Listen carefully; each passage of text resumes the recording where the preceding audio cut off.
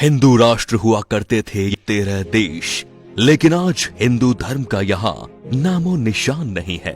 इसीलिए लोगों को जागरूक करने के लिए इस वीडियो को पूरा देखें और शेयर जरूर करें। नंबर 13, अफगानिस्तान। गांधार और कंबोध प्राचीन काल के राज्य थे जहाँ हिंदू राजा राज्य करते थे। उसके बाद यहाँ पारसी और बौद्ध धर्म के राजाओं ने शासन किया, लेकिन बाद में इन जमीनों को मिलाकर अफगानिस्तान बना।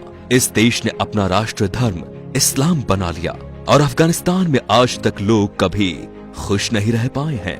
नंबर 12 है पाकिस्तान।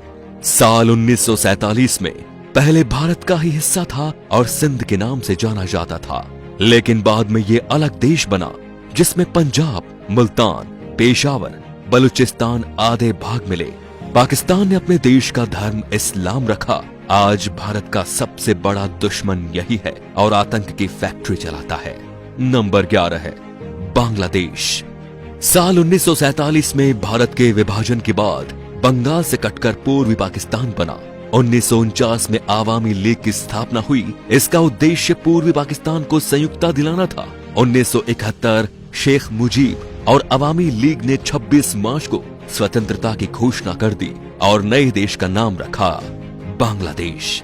नंबर 10, नेपाल। आज नेपाल एक स्वतंत्र राष्ट्र है। कुछ साल पहले यहाँ हिंदू राष्ट्र हुआ करता था, लेकिन ये भी एक सेक्युलर राष्ट्र घोषित हो गया। प्राचीन भारतवर्ष में नेपाल भारत का ही अखंड भाग था, जिसे देवघर कहा जाता था।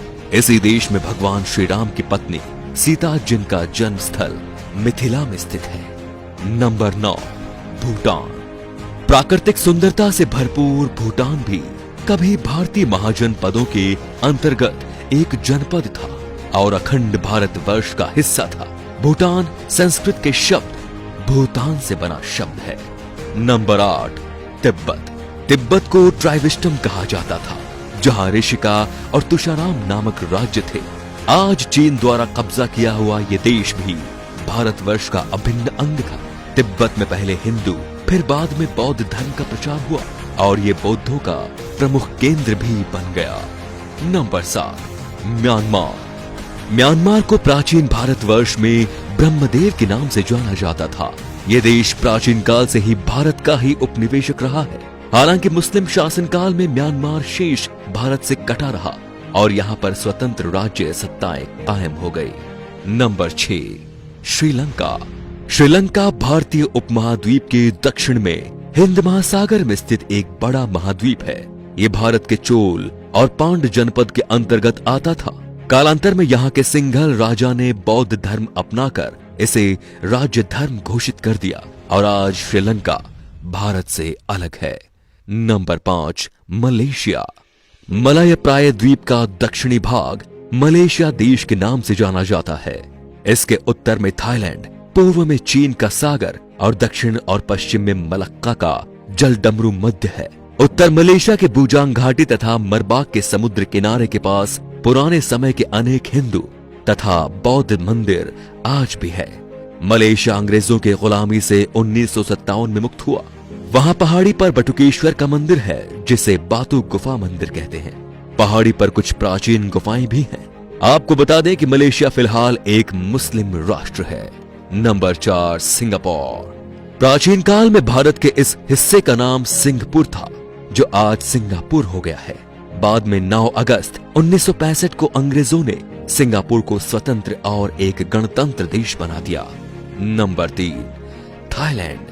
हमें भले ही घूमने के लिए कहीं जाना हो तो थाईलैंड का नाम दिमाग में आता है, लेकिन ये बहुत ही कम लोग जानते हैं कि थाईलैंड का प्राचीन भारतीय नाम श्याम देश है।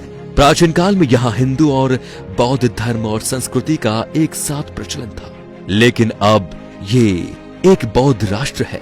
खैरात के दक्षिण पूर्व में कंबोडिया की सीमा के पास उत्तर में लगभग 40 किलोमीटर की दूरी पर यूरीराम प्रांत में प्रशांत फनाम रंग नामक सुंदर मंदिर है। Number 2, Cambodia. पौराणिक काल का कंबोज देश, कल का कंपूचिया और आज का कंबोडिया पहले हिंदू रहा और फिर बौद्ध हो गया। विश्व का सबसे बड़ा हिंदू मंदिर परिसर तथा विश्व का सबसे बड़ा धार्मिक स्मारक कंबोडिया में स्थित है। यह कंबोडिया के अंकोर में है, जिसका पुराना नाम यशोधरपुर है। Number 1, Vietnam. प्राचीन भारतवर्ष में वियतनाम को चंपा कहकर पुकारा जाता था। चंपा के लोग चांप कहलाते थे। वर्तमान समय में चांप लोग वियतनाम और कंबोडिया के सबसे बड़े अल्पसंख्यक हैं। आज के ये अपने आप में एक स्वतंत्र राष्ट्र है। भारतीय इतिहास के अनुसार भारत के सम्राट विक्रमादित्य संपूर्ण अरब को जीतकर अपने साम्राज्य में मिलाया था। भारत में आज जिस तरह लोग जात पात में बट रहे हैं, उससे हमारे देश को खतरा है, क्योंकि हमारे देश पर राष्ट्र विरोधी ताकतों की बुरी नजर है और वे हमें आपस में लड़ा रही हैं। इनसे सावधान रहना सीखें, नहीं तो हमें आज नहीं तो कल और कल नहीं तो परसों पछतावा तो होना ही है। तो दोस्तों, इस वीडियो को आग की तरह फैला दीजिए ताकि पूरा हिंदुस्तान सावधान हो जाए। Thank you.